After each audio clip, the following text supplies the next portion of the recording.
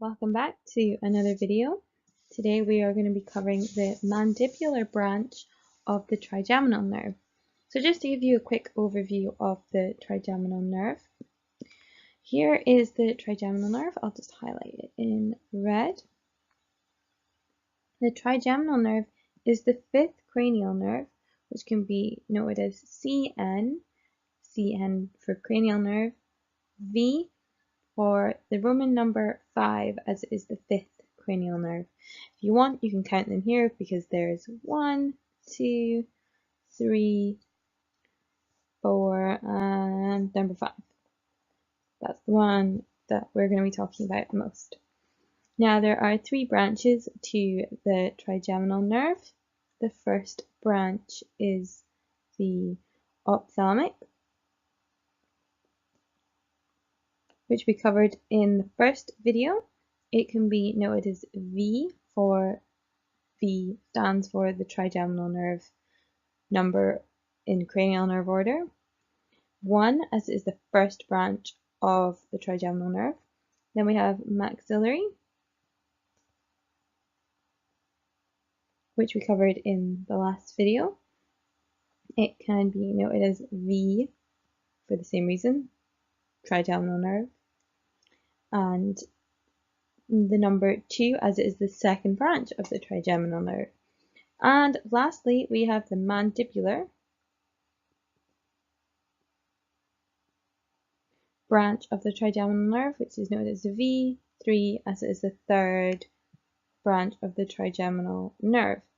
So for this video, we are going to be focusing mostly, or almost entirely, on the mandibular branch of the trigeminal nerve.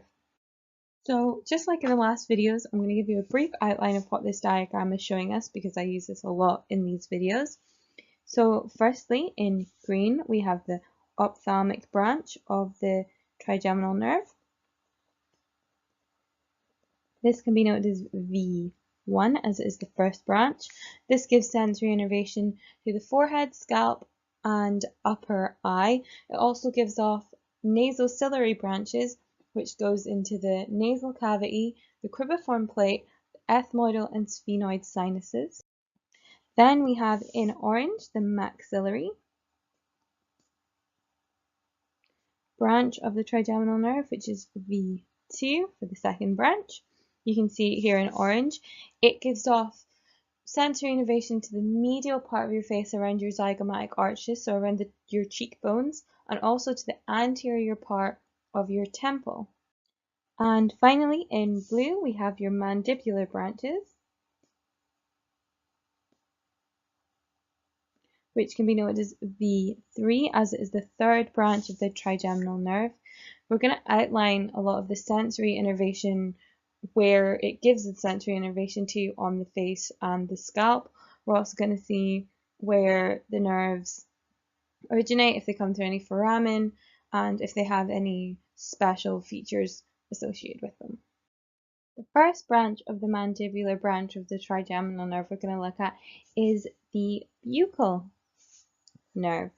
So the buccal nerve can be seen here in red. We'll just outline it here. Now, the buccal nerve emerges from behind the mandible and passes over a muscle in the face called the masseter muscle. This muscle is supplied by the 7th cranial nerve, the facial nerve, which gives it its motor control. But with the buccal nerve, it just supplies sensory innervation to this area. So it joins the buccal branches from the facial nerve to supply all the area around the mouth. So it supplies sensory innervation,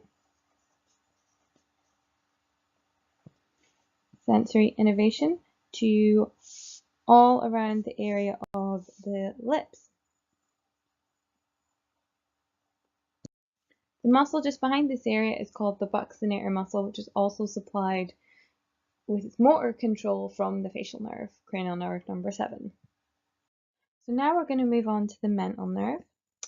I will outline it in red for us here. It emerges through the mental foramen onto the face.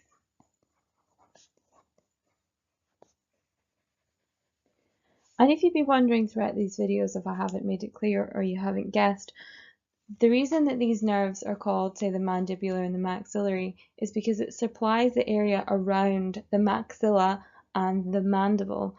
So the nerves that we're talking about just now have some relationship with the mandible, which is the only movable part of the skull.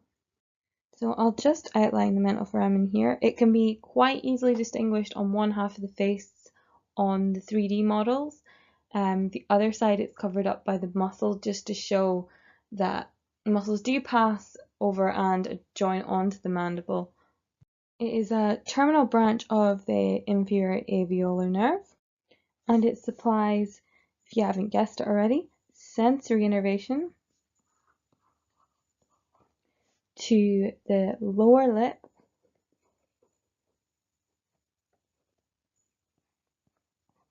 and the chin. So if you imagine the corners of your mouth, if you can point to them, it covers the area just below them and your lower lip. So all of this area is covered by your mental nerve. So now we're going to move on to the auriculotemporal nerve. The auriculotemporal nerve I will outline for you in red. It is this very large branch of the mandibular, actually slightly goes off the screen, of the mandibular nerve. It arises from behind the temporomandibular joint, or the TMJ for short. It's called the temporomandibular joint as it is a joint between the temporal bone of your skull and the mandibular bone of your jaw. It arises from here, goes superiorly over the parotid gland, and ascends the temporal region. As you can see, it goes up here. I'll do it in a slightly brighter color. We'll do it in orange. It goes up here and branches out. So this goes superiorly and it supplies your temporal region and parts of your scalp. Cutaneous branches, which will be covered in another video, but there is also a 3D model and flashcards and associated quizzes with cutaneous supply of the face and scalp. But the cutaneous branches of this are associated or supply, the tragus, which is a part of your ear, and the posterior parts of the temple. So as the zygomaticotemporal branches supplies the anterior part of your temple, this supplies the posterior parts of your temple and also goes up to your scalp.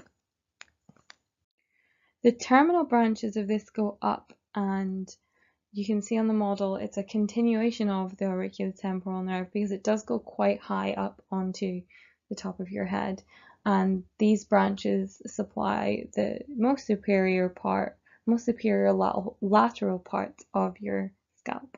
So we'll just say that the terminal branches I will outline in red are going to be these bits here.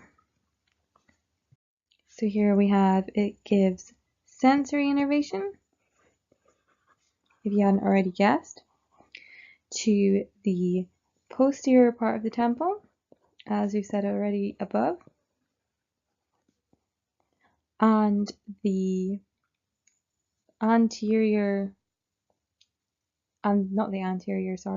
the lateral posterior parts of your scalp, and also slightly superior as well.